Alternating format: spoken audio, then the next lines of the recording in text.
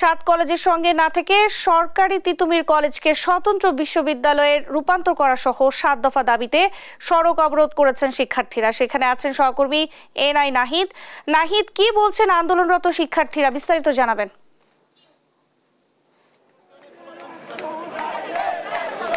ধন্যবাদ নেন্সি। যেমনটা আপনি বলছিলেন, এই মুহূর্তে আমি আছি রাজধানীর তিতুমির বিশ্ববিদ্যালয় কলেজের সামনে, যেখানে আপনি দেখতে পাচ্ছেন যে তিতুমির কলেজকে স্বতন্ত্র বিশ্ববিদ্যালয়ে রূপান্তরের দাবিতে অবরোধ করেছেন শিক্ষার্থীরা এবং এই মুহূর্তে তারা রাস্তায় করছেন। এতে গুলশান মহাখালী সড়কে যান চলাচল বন্ধ হয়ে রয়েছে, দুই পাশে তীব্র যানজটের সৃষ্টি হয়েছে, কোনো রকম গাড়ি চলছে না।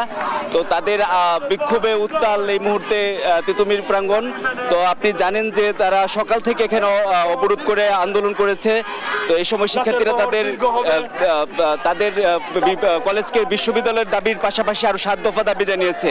তিতুমির ঐক্যের দাবিগুলো যেগুলো হলো সেগুলো যে তিতুমির বিশ্ববিদ্যালয়কে রাষ্ট্রীয় স্বীকৃতি দিয়ে বিশ্ববিদ্যালয় একাডেমিক ক্যালেন্ডার প্রকাশ করা, তিতুমির বিশ্ববিদ্যালয়ের প্রশাসন গঠন করে 2024-25 সেশনের ভর্তি কার্যক্রম পরিচালনা করা, শতভাগ শিক্ষার্থীর আবাসন ব্যবস্থা নিশ্চিতকরণ বা অনতিবিলম্বে শতভাগ শিক্ষার্থীর আবাসিক খরচ বহন, আর 24-25 শিক্ষাবর্ষ থেকে আইন ও সাংবাদিকতা বিষয় চালু করা।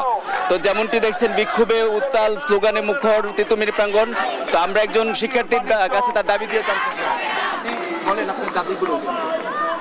আমরা ৭ দফা দাবিতে আমরা এখানে অবস্থান করতেছি।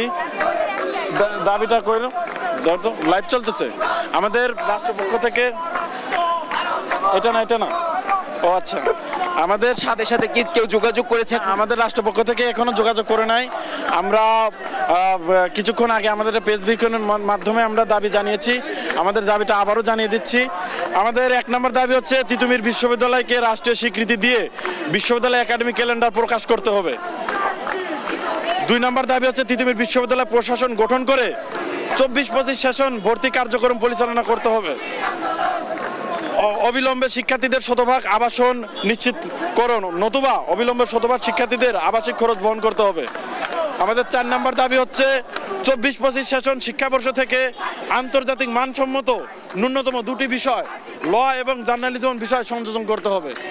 আমাদের ৫ নম্বর দাবি হচ্ছে একাডেমিক কার্যক্রম পরিচালনার জন্য যোগ্যতা সম্পূর্ণ পিএইচডিধারী শিক্ষক নিয়োগ করতে হবে।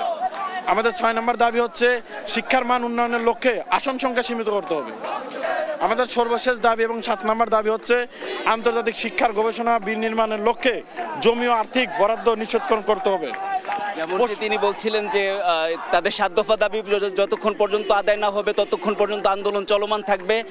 তো এই ছিল আমার কাছে তিতুমির কলেজ থেকে সব শেষ। নাহিদ, আপনাকে ধন্যবাদ। দর্শক, মহাখালী থেকে আমাদের সঙ্গে যুক্ত হয়েছিলেন সহকর্মী এনআই নাহিদ।